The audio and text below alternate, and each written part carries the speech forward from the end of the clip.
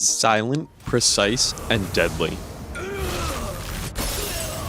Dragunov has risen from the ashes to dominate the battlefield in Tekken 8.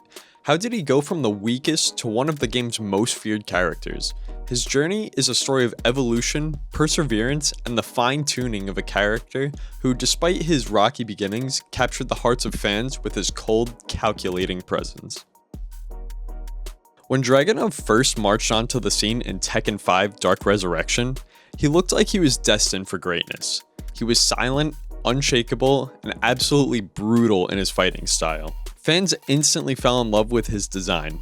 A cold, calculating Russian commando who used raw, grounded techniques that felt more like an intense MMA brawl than a flashy martial arts showcase. Dragunov wasn't here to dance around. He was here to destroy you. At least, that's what we thought. You see all of this and you're like, it seems pretty good. Well, let me get into all of the crap. And there's a lot of it. In reality, Dragunov's debut was far from legendary. While he looked the part of a fearsome fighter, his performance in the game didn't live up to the hype. Tekken is a game about controlling space, pressuring opponents, and landing your hits strategically. Unfortunately, Dragunov struggled in all of these areas. His most important attacks were too slow and clunky, making them easy to avoid. Tekken 5 was a game where players could move around the stage with incredible freedom, dodging attacks with precision. Dragunov's moves, which relied heavily on forcing opponents into bad situations, simply didn't work well in this environment. Opponents could step to the side and punish him before he could even react. To make matters worse, Dragunov wasn't just slow. He also lacked the versatility needed to adapt to different situations. Many of his attacks didn't chain into combos effectively.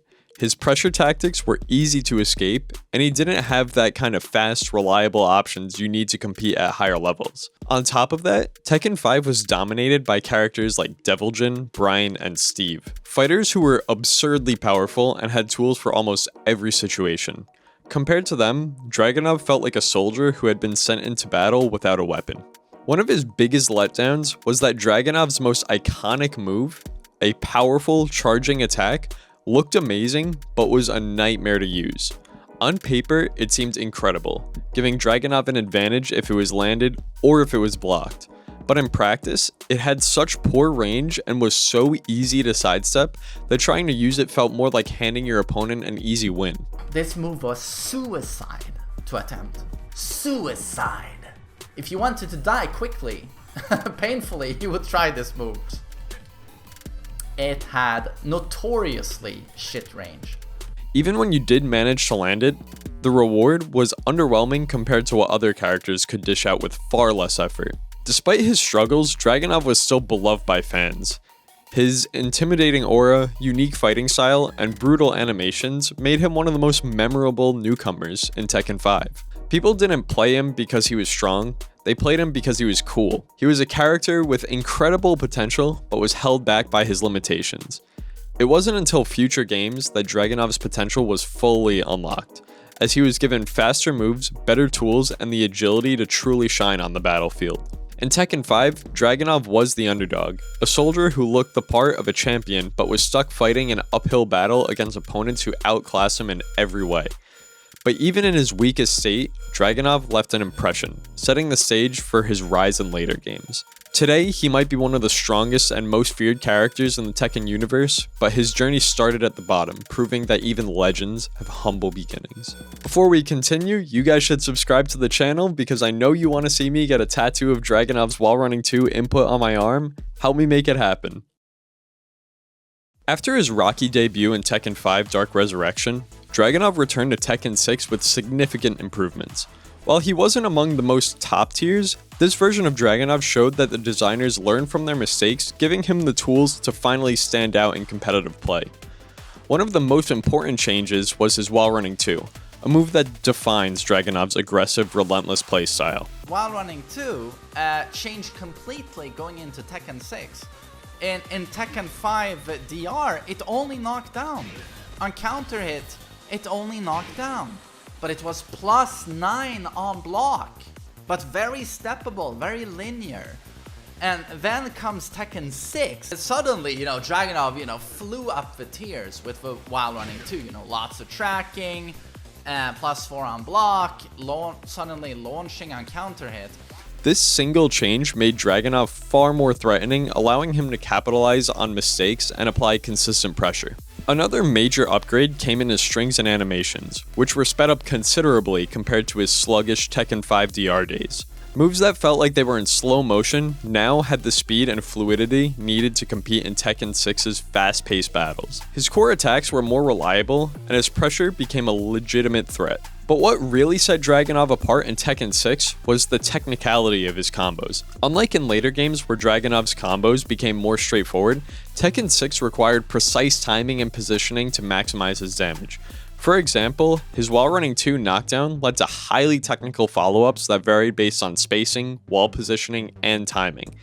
It was a move that rewarded mastery, and players who invested the time into learning Dragunov's intricacies could unleash devastating combos. Despite these improvements, Dragunov was still a balanced character. He wasn't overpowered, and he still had his weaknesses, such as limited combo options and reliance on precise execution.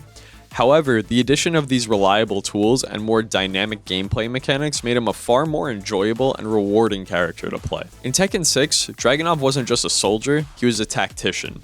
His success depended on the player's ability to make smart decisions, time in their attacks perfectly, and maximize every opportunity.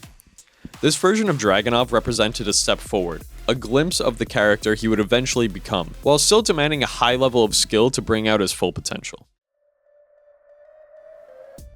By the time Tekken 7 launched, Dragunov had fully embraced his identity as a relentless, pressure-heavy character. Often compared to a locomotive, Dragunov's gameplay was all about momentum. Once he started moving, it was nearly impossible to stop him. His style revolved around close quarters combat, where he could smother opponents with oppressive mids, powerful throws, and a signature tool that defined his playstyle, his wall running 2.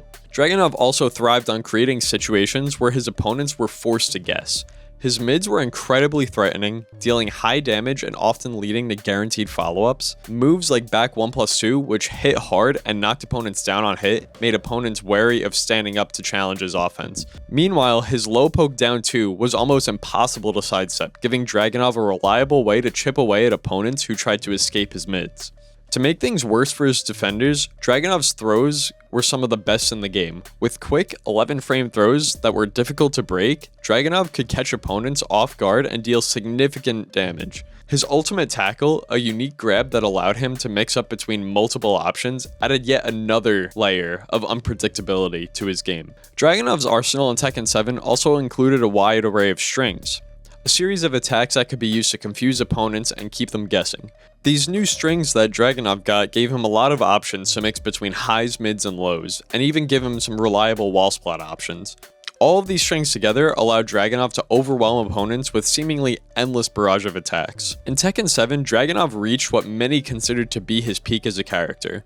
His relentless offense, combined with his technical tools and mix-up potential, made him a viable character in competitive play, but still far from the top tier. He demanded a lot of precision and practice, but the payoff was immense, and skilled Dragunov players could turn any match into a showcase of unrelenting pressure and calculated aggression.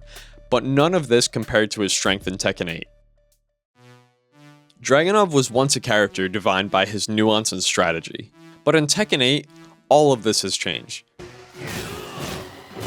Dragunov still has his trademark brutal mids like wall running 2 and back 1+2, but now he's been loaded with tools that make him overwhelming at almost every range. It's as if the designers decided to take every weakness he once had and erase it completely, without stopping to consider what the opposing player could do to fight back.